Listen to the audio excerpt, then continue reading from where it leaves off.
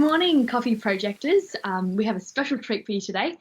James is going to take us through his top 5 books, which will be really exciting because he's been talking about all these books to me, and I just want to know what's on his reading list so I can get through them as well. And I think that they'd be really helpful for you guys too. So before we begin, what's your relationship with reading, James? So reading, interestingly, as I suppose as an engineer, reading tended to be more focused around needing to know. So self-help, I think it's often called. And I really didn't get into novels or anything like that. So I think when I share my books with you, you'll see that sort of theme has continued.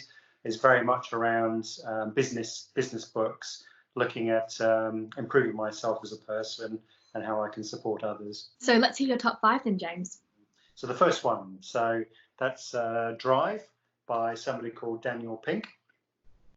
And so Drive, it talks about motivators. So it's the main premise of what I took from it is carrot and stick doesn't work. So if you're providing carrots, which is, say, pay, and a stick, which is adversely criticizing people if they're not performing, then they're probably going to leave you, the organization, your project, your environment. So Daniel talks about intrinsic and extrinsic motivators.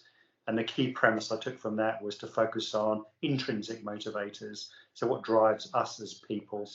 The second book, that's Richard Branson. So this is not necessarily a business book, but it's written obviously by a business leader.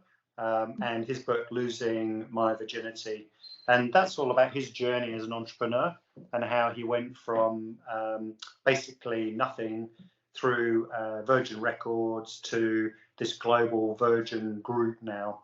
And obviously we're hearing in the news at the moment some very sad news that Virgin Australia has gone into administration. And I'm hoping in reading Richard's book, that he's had a number of issues along the way with businesses, etc., and he's always managed to bounce back.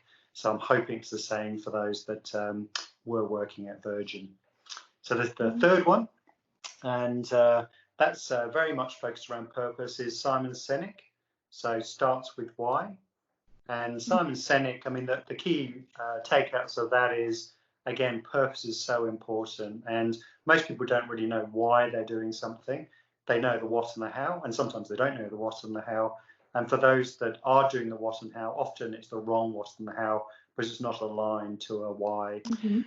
And then the fourth one, so this is slightly different, but probably a similar theme, and it's The Goal.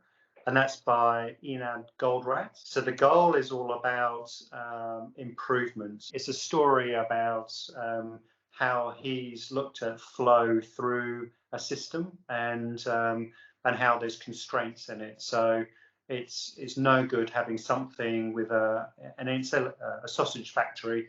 So if you're producing packaging really quickly and then the sausages themselves take a long time, then you're just going to get a great big stockpile of packaging and no sausages to put in them. So it's really important to balance the system so the sausages and the packaging are produced at the same rate. So that's the fourth one. And then the final one, and this was the tricky one because there's quite a few I wanted to choose from. Probably I honed it down to this one, which is Turn the Ship Around, and that's by David Marquet.